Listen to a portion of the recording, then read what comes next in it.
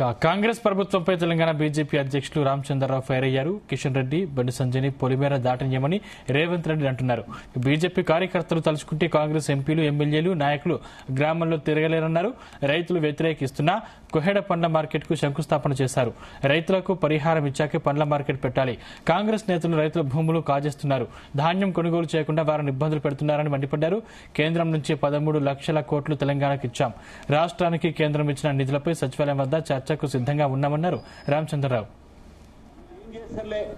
గత అనేక రోజులుగా రైతులకు ఆందోళన చేస్తా ఉన్నారు, రోడ్ల మీదకి వస్తా ఉన్నారు.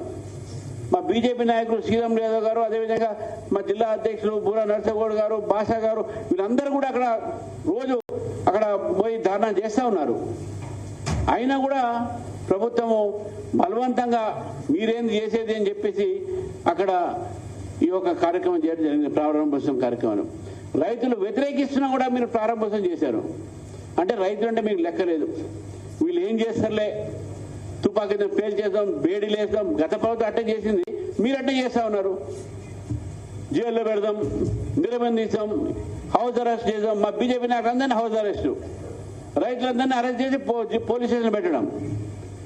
ఇది పోలీసు పాలన, అసలు ఏంది నిజాం పరిపాలన లాగానే మీరు చేస్తా ఉన్నారు. నిజాం పరిపాలించినటువంటి పరిపాలన మీరు చేస్తా ఉన్నారు. కాబట్టి దయచేసి రేవంత్ రెడ్డి గారు కోరుతున్నాను, మీరు అక్కడ ఏదైనా పని మొదలు పెట్టే ముందు రైతులందరూ కూడా మీరు నష్టపరిహారం చెల్లించిన తర్వాతనే అక్కడ పనులు మొదలు పెట్టాలని చెప్పి భారతీయ జనతా పార్టీ డిమాండ్ చేస్తారు. బండి సంజయ్ గారి మీద, కిషన్ రెడ్డి మీద వారు వ్యాఖ్యానం చేశారు. ఇద్దరు మంత్రులు ఏం తెచ్చారు, ఏం చేస్తున్నారు అని చెప్పేసి. ఈ భాష ఏదైతే ఉందో పొలిమేర దాటనీయమని చెప్పేసి మా మంత్రులను కానీ మా నాయకులు కానీ మీరు ఇటువంటి భాషను మాట్లాడితే